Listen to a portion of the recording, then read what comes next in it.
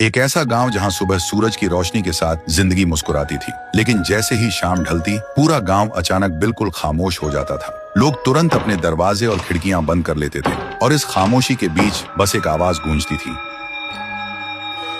एक ऐसी घंटी जो हर शाम खुद ब खुद बजने लगती थी। और सबसे अजीब बात, वह घंटी बिना किसी सहारे हवा में तैरती हुई चलती थी। उसकी आवाज इतनी तेज होती थी कि जो भी उसे सुन लेता उसके कानों से खून बहने लगता और उसका सिर फट जाता। और सुबह गांव के बीचों बीच उसकी कटी फटी लाश मिलती थी। इसलिए डर के मारे लोग शाम होते ही अपने अपने घरों के दरवाजे बंद कर लेते थे। उसी गांव में रहता था थुंग थुंग। थुंग थुंग खेतों में दिन भर कड़ी मेहनत करता था और शाम ढलने से पहले ही घर लौट आता था। लेकिन थुंग थुंग के दिमाग में सिर्फ एक ही सवाल घूमता रहता था कि अगर घंटी हवा में तैरती है तो उसे चलाने वाली ताकत क्या है और उसका राज क्या है। फिर एक शाम थुंग थुंग ख्यालों में इतना खो गया कि उसे पता ही नहीं चला कब शाम के 7 बज गए। फिर वह जल्दी से घर की तरफ निकल पड़ा, लेकिन गांव में कदम रखते ही उसने देखा वह घंटी हवा में तैरती हुई सीधा उसकी तरफ आ रही थी। यह देखते ही थुंग थुंग घबरा गया और तभी वह घंटी तैरती हुई बिल्कुल उसके पास आकर रुक गई और जोर से बजने लगी। उसकी आवाज इतनी तेज थी कि पूरा गांव कांप उठा, लेकिन थुंग थुंग को उस आवाज से कुछ नहीं हुआ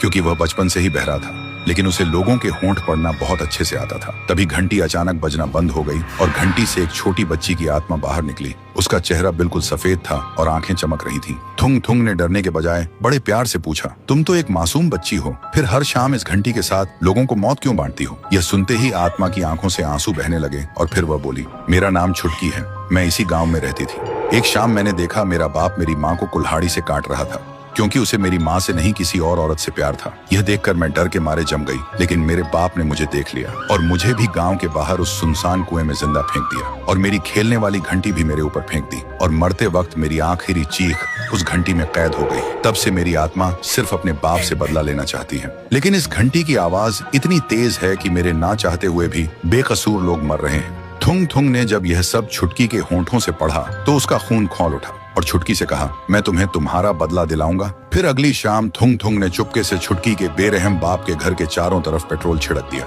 फिर जैसे ही शाम के 7 बजे छुटकी की आत्मा प्रकट हुई, थुंग थुंग ने उसकी तरफ देखकर कहा, छुटकी, अब वक्त आ गया है उन पापियों को उनके गुनाहों का अंजाम देने का। यह सुनते ही छुटकी ने घंटी को पूरी ताकत से बजाना शुरू कर दिया। अगले ही पल पेट्रोल ने आग पकड़ ली और पूरा घर जलने लगा और अंदर घंटी की आवाज से एक ही पल में पापियों के सिर एक एक करके फटने लगे और देखते ही देखते सब शांत हो गया। छुटकी ने आखिरी बार थुंग थुंग की तरफ देखा। उसकी आंखों में अब गुस्सा नहीं सुकून था और धीरे धीरे वह हवा में विलीन हो गई। लेकिन जैसे ही वह गई, थुंग थुंग ने महसूस किया उसके कान अब बिल्कुल ठीक हो चुके थे और वह अब सब कुछ सुन पा रहा था। और उस दिन के बाद गांव का खौफ हमेशा के लिए खत्म हो गया।